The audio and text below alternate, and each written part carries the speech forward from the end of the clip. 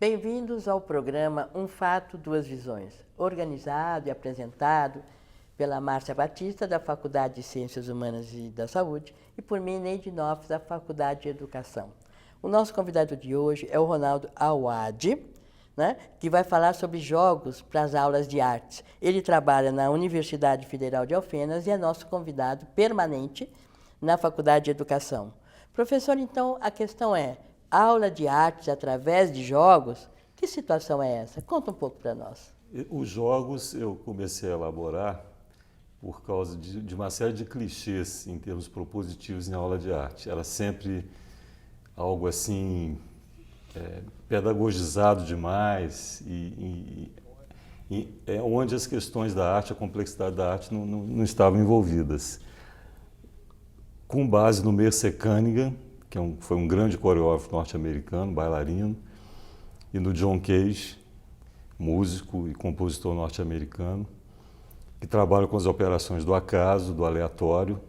Eu comecei a desenvolver jogos que são compostos por 3 a 6 blocos de possibilidades, com 6 possibilidades cada uma, como eu já disse, né? Varia muito a questão do dado cúbico, de 6 faces, e também 8 dados de 8 faces cada. Então, é todo um trabalho baseado na metodologia, quer dizer, nos processos de criação, mais precisamente do Merce Cunningham. E aí vem as questões do acaso. São jogos que às vezes têm questões muito contrastantes entre si, às vezes são mais homogêneos. Você pode dar um exemplo? Eu trabalhei um jogo, recentemente eu elaborei um jogo relacionado à arte brasileira moderna e contemporânea, onde estão, por exemplo, Villa-Lobos, Manuel Bandeira, Ana Cristina César, Wagner Tiso, Tomi Otaki. Então são artistas brasileiros do modernismo e do contemporâneo. Essa questão que eu falei, eu já citei aqui, músicos, poetas e pintores, essa relação com sonoro, visual, verbal, porque a base teórica desses jogos é a teoria matriz da linguagem pensamento. Sonora, visual, verbal, aplicações da hipermídia, elaborada por quase 28 anos pela professora Lúcia Santaella. Então, ele foi lançado em 2001 e é uma teoria que tem embasado demais o meu processo. Quer dizer, essa teoria que trabalha com a tese de que todas as linguagens são impuras, são híbridas. Quer dizer, elas se interrelacionam. Elas se interrelacionam, então há toda uma relação com a questão peirciana, do Charles Sanders Peirce, relacionadas ao ícone, o índice e o símbolo, e isso tem fomentado, né, a criação desses jogos. Agora, a base estética é Cunningham e Cage. E a ideia é usar o jogo para a aprendizagem. Para a aprendizagem. Do que é a arte, como sim. ela se produz. Sim. E como que é isso? Tem uma música que aquece a expressão? Como geralmente, esses jogos, os últimos que eu tenho produzido, as crianças e jovens e adultos vão buscar na hipermídia arquivos, quer dizer, referências sonoras, visuais e verbais. Neste último jogo eu vou te interromper, desculpa. Sim. Precisa dizer o que é hipermídia, porque nem todo mundo sabe o que é. Sim, a hipermídia é essa grande teia, né, que está sobre as nossas cabeças, de onde a gente vai baixando, né, música, documentário. Quer dizer, o Google, o Bing, tudo. todas essas coisas de busca. Toda essa questão de busca. Inclusive, nesses jogos que eu propus atualmente, acho que foi o último que eu elaborei, eu coloco, por exemplo, Heitor Villa-Lobos no sonoro, né? Eu tenho 6 possibilidades de músicos, de artistas visuais e de poetas. E eu não coloco, por exemplo, o Trenzinho do Caipira do Villa-Lobos. Eu coloco Heitor Villa-Lobos, vamos dizer, porque nesse jogo são 3 blocos de possibilidades, com 6 possibilidades cada. Quando eu jogo 3 vezes o dado cúbico, eu configuro uma combinatória. Essa combinatória vai ter, por exemplo, Heitor Villa-Lobos, vai ter Tomi Otaki e vai ter Ana Cristina César. Então aparece a música do Villa-Lobos, Sim, alguma sim. obra da Tomi e esqueci o nome da última, mas aparece. Da Ana Cristina César. Elas aparecem individualmente, a ideia é articular essas Articular. três? E eu não coloco, por exemplo, qual poema da Ana Cristina César, qual pintura da Tomi e qual peça do Villa-Lobos. Os nomes são, para mim, são universos a partir dos quais crianças, jovens e adultos vão buscar esses universos. E aí tem a questão também do desenvolvimento de entrar um pouquinho nesses universos e selecionar o que desses universos. Então, nessa composição, você junta três, praticamente, referências. 3 referências. Uma musical, outra estética, Visual, né? visual Sim. mesmo, né? E a terceira, Literária. literária. Né? E Poesia. aí é esse o trabalho novo desses games, trazendo Sim. essas articulações Sim. nas aulas de artes. Por exemplo, a junção desses 3 nomes, isso vai se dar num vídeo, que eu estipulo, vamos dizer, 2 minutos, até para fomentar a prática da edição, ter que gerar um vídeo num programa de edição que os alunos baixam, né? E eles vão ter que gerar uma sintaxe ali em 2 minutos, envolvendo, por exemplo, músicas, uma peça do Villa-Lobos, ou então o Villa-Lobos regendo. Pode ser que crianças, jovens e adultos vão localizar registros do Villa-Lobos regendo a própria peça. Né? Por exemplo, no caso da Tomi, uma obra da Tomi, e a Tomi pintando também, quer dizer, fica em aberto essa questão. E na Ana Cristina César, a relação com um poema. Isso vai ser hibridizado,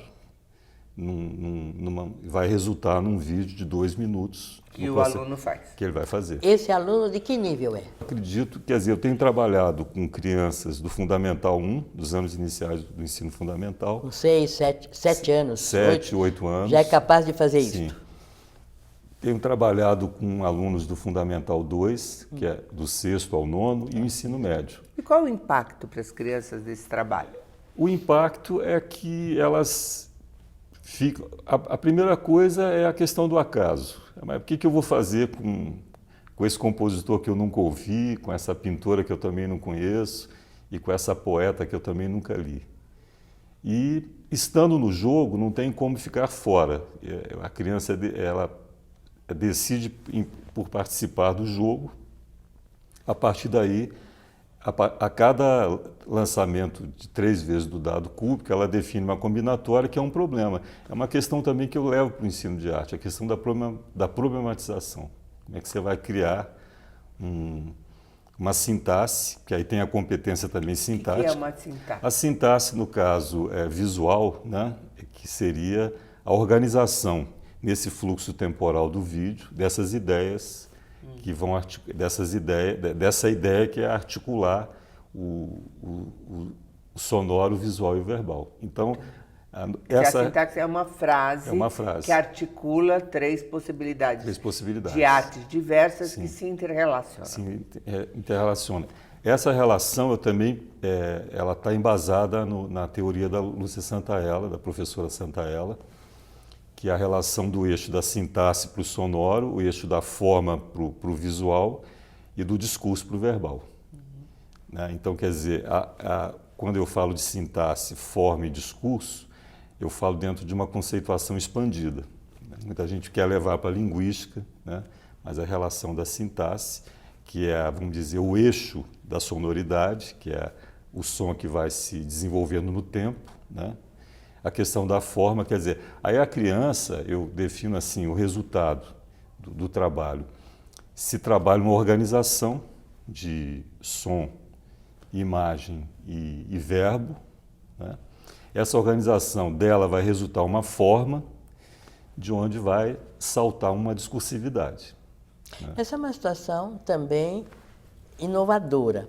Porque normalmente nas aulas de artes o que se trabalha é a expressão da pessoa através de diferentes linguagens, né?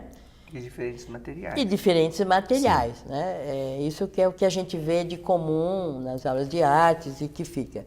Você seleciona 3 elementos e os articula. Sim. e faz isto. Sim. Este é um game que você usa, um jogo que você usa. Existem outras alternativas?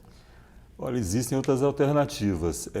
Eu trabalho muito com... A minha preocupação é com o ato propositivo. Esse ato propositivo, ele tá sob a forma de um jogo, né?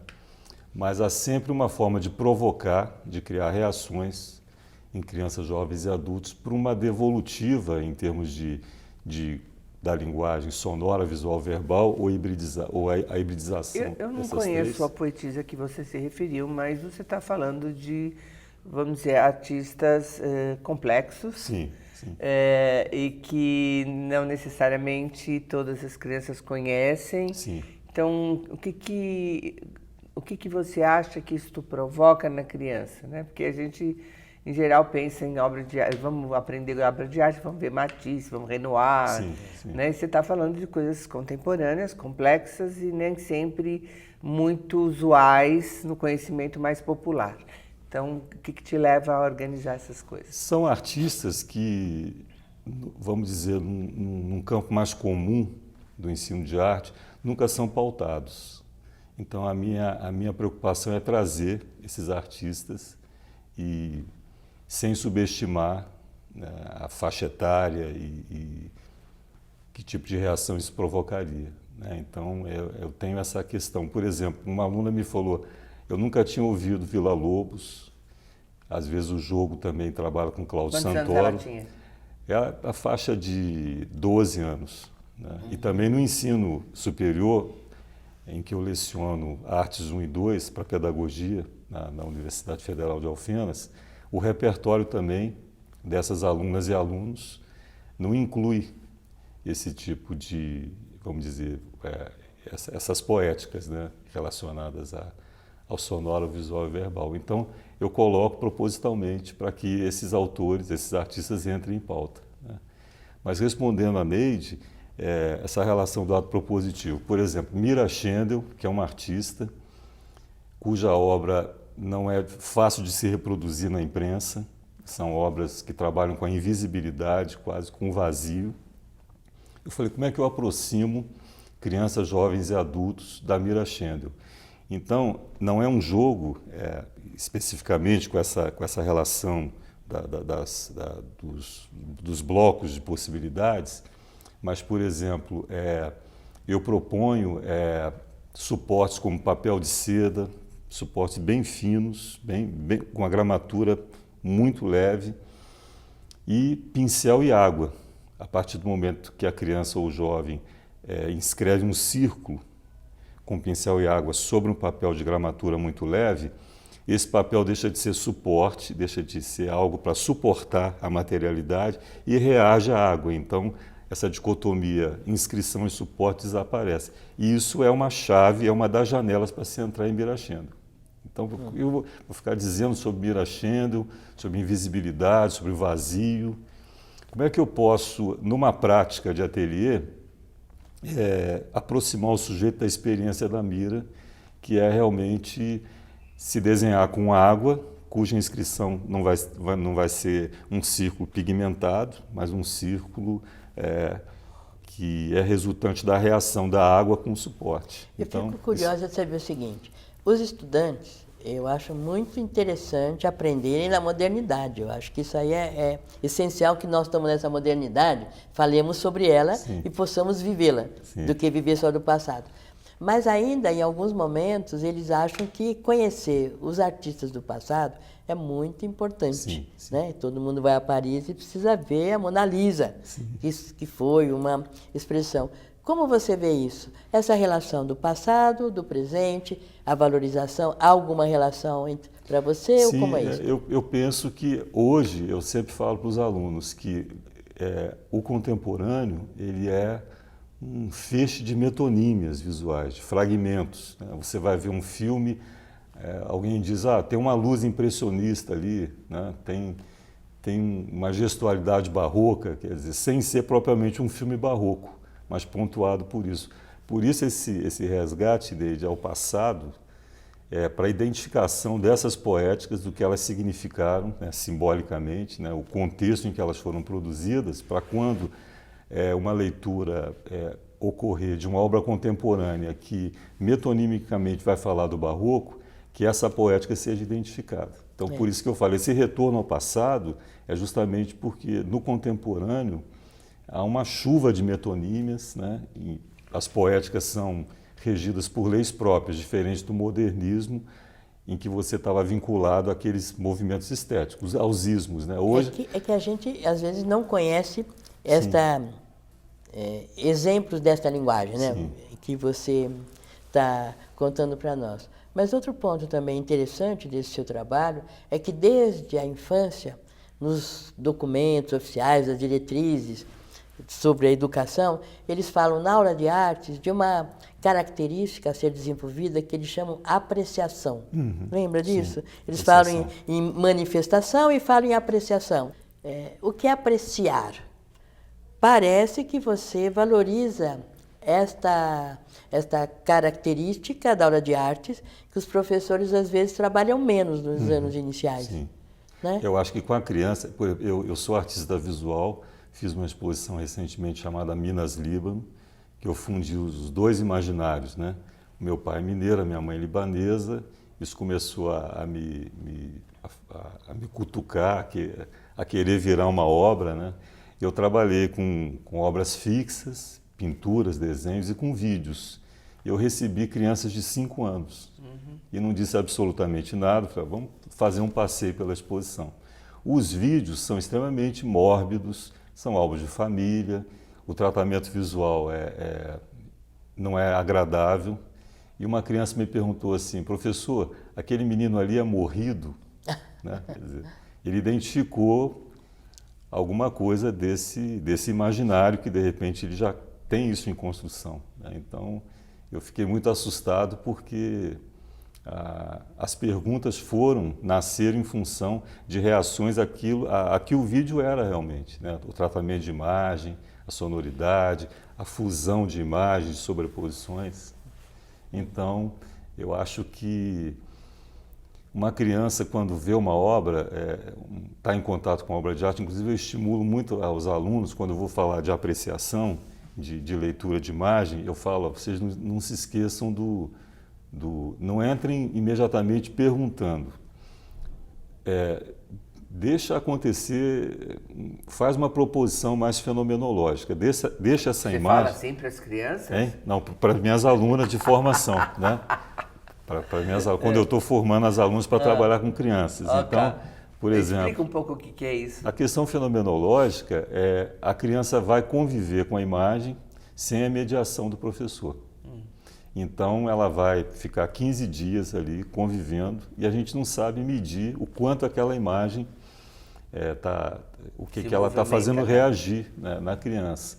Depois entra-se com a questão das formulações de apreciação, há toda uma roteirização que vai do plano mais sensório até a questão mais simbólica.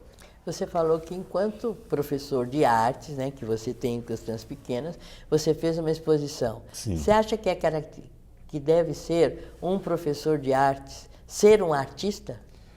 Não necessariamente, mas eu acho que se não é um artista, tem que estar envolvido com as questões da problematização do processo criativo. Como eu falei para vocês, o jogo Mirachenda que eu produzi, que eu propus, né? Quer dizer, o professor não pinta, não desenha, mas ele participa de uma experiência estética em que ele vai sentir, né, a partir de pincel, água e suporte, questões relacionadas vamos dizer, a poética de um artista brasileiro, no caso a Mirachenda. Então acho necessário isso. Você está falando que, se eu entendi bem, que você propõe não só jogos que a gente agora chama de games, porque está na internet. Sim. E tal, e as pessoas vão entrar na rede, mas também jogos que são, vamos dizer, experiências táteis, sim, experiências visuais, que têm uma estrutura de jogo. Sim. E aí eu fiquei pensando, né, assim, o jogo, ele tem uma competição, ele tem um ganhar e um perder. Como é que você articula isso? Os meus jogos não têm essa questão do vencedor e do perdedor. Inclusive, eu respeito as temporalidades dos participantes. mesmo que as combinatórias geradas, até alunos da matemática me ajudaram a ver na questão da probabilidade, acho que cada jogo pode gerar 210 combinatórias, um jogo, né? 210 possibilidades. É muito da combinatória definida pelos lances do dado, que ela vai ter uma complexidade. Então você entra na ideia do jogo, não nessa ideia do jogo que a gente tem em geral, que é uma competição, Não. mas no jogo, na acepção da palavra de brincar com a coisa, de poder experimentar de forma lúdica. Lúdica e também adentrar a partir dessa ludicidade que os adultos às vezes temem, né? Quando eu apliquei esses jogos inicialmente para adultos, eles, o que eu vou fazer com essas 3 possibilidades? Né? Mas é também uma complexidade, é um problema a ser resolvido. E a arte é problema, né? As pessoas às vezes colocam a arte na esteira da terapia, mas não é verdade. Diante de uma tela branca ou de um papel, a relação da transposição de ideia para uma materialidade, isso é muito complexo. Então, a Feigostrov falava muito isso, né?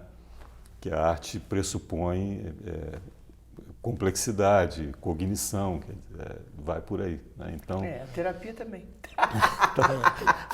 mas como ficou muito marcado... né? Porque agora, acho que faz-se essa associação dessa expressão do si mesmo através de um objeto, sim, através de uma ação artística. Você vê, no caso do Cunningham, o coreógrafo norte-americano, ele pediu Jasper Johns para fazer o cenário, o Cage fazia a música e ele a coreografia, mas nenhum deles sabia o que um estava fazendo.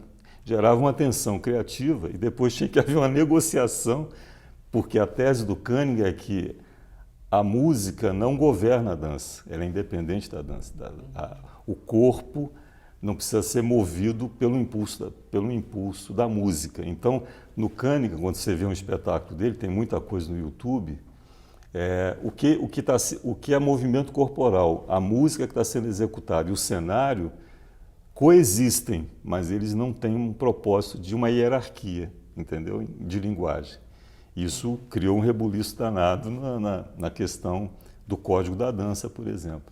E a Santaella fala no Matrizes, né, que mesmo sem o corpo em movimento, mesmo sem música, ele está com a sintaxe da dança, porque ele é progressivamente, né, ele está com a sintaxe do sonoro, quer dizer, um corpo em movimento, mesmo sem música, ele está sob a lógica da sonoridade, que é uma progressão, né, temporal no espaço. Embora isso já esteja provado, a educação às vezes pensa que tem que ser alguma coisa articulada. Sim. Né? Então, se tem ficamos pensando agora, junho, festa junina, e aí tem que ter a dancinha, e tem que ter na música, tem a musicalidade, existe a letra, da letra traz uma expressão corporal, que traz todo o imaginário, né? Sim, sim. Que vem junto. Então, eu acho que é uma coisa bastante interessante, porque é uma coisa nova, sim, né? Que você está trazendo, sim, que ainda está, eu sinto que ainda está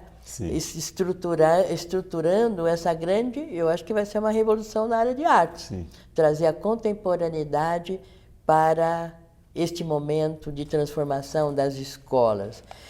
Você encontra resistências quando você fala isso, apresenta isso? Porque o que acontece? Eu faço parte de um grupo de pesquisa com a professora Ana Abreu, Formatio, sim, e ele lida justamente com formação docente.